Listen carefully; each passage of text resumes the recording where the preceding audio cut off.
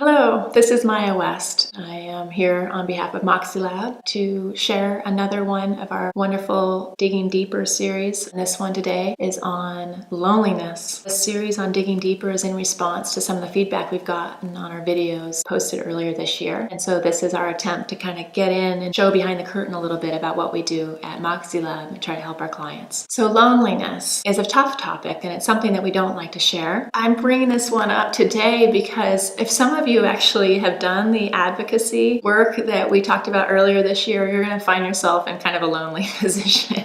And I should have probably warned you in advance, but maybe you wouldn't have done it as a result, so I'm sorry. But loneliness is a result of what happens when we clean our plate, clear out our house, do some housekeeping on our friend group. And what we talked about on advocates, that idea that we look at who the people are in our life that are our advocates and make sure they're there through their actions going to show up for us. When we do that, sometimes the cold hard truth of that exercise is that we recognize that there's not a lot of folks that are our advocates amongst us. And that's not that they're bad folks, it's just that you just don't get each other, or you're just not going to help each other out in the way you need to be helped. And there's nothing wrong with that. And these are people that, probably still love you and adore you and think you're amazing, but they might just not be there for you in the way that you need. That means that you might be left with one or two or three different people in your life. And then you're kind of in this disorienting place of loneliness. So the loneliness is after you've identified who your advocates are and who are not. You have confronted the folks that are not your advocates, and you are now trying to move forward in a very new, disorienting space. So when you're in that space, be okay with the fact that you are not alone in that, and that just because it's uncomfortable doesn't mean it's bad. It's just new. In that space, you have time now to think, and time to create what you want, time to put your time and intention to the people that matter. So loneliness is an uncomfortable feeling that we cover up through wrong friends, wrong partners, drinking, drugs, working too hard, watching too much TV, playing video games, just messing around with stuff we don't need to mess around with just because loneliness can be so terrifying. When I was 22 years old, I moved to Taos, New Mexico, and I found myself in this really crappy built place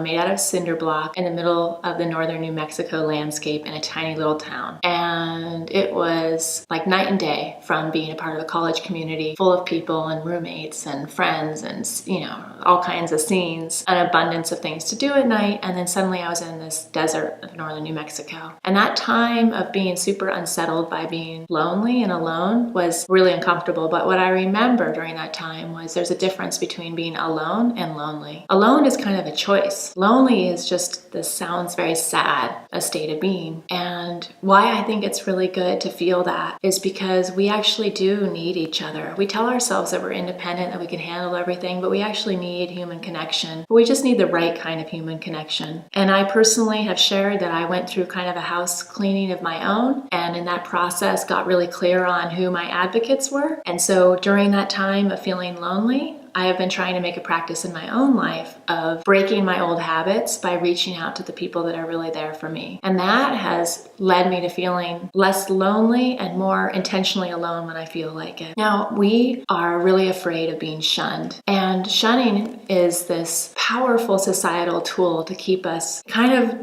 behaving, I guess is a good way to say it. And the idea of being shunned is a powerful driver that keeps us from being alone or lonely. But when we devote our time to people that we care about, there's not that same danger or that feeling of being shunned. Conversely, going back to the advocates and why it's so important to clean your house of the non-advocates of your life, those folks make you feel like you might be shunned at any moment. We call that backstabbing, not being safe, not being helpful, gossiping, all these different human traits that are very common and certainly human, but not helpful. When we are truly intentionally alone, then we can be calm in how we make a decision about who we spend time with. But it's really, really important right now that we are super intentional about connecting with the folks that we need in our life, and that we devote all of our energy into making sure those relationships are rich and connected. So with that, don't be afraid of being lonely. Maybe you want to think about being alone, but the good news is that probably means that you've done a good job of cleaning your house of folks that are not advocates in your life. So congratulations. But I just wanted to share that that's something that comes out of this process, but it sometimes means you're on the right track. But if you feel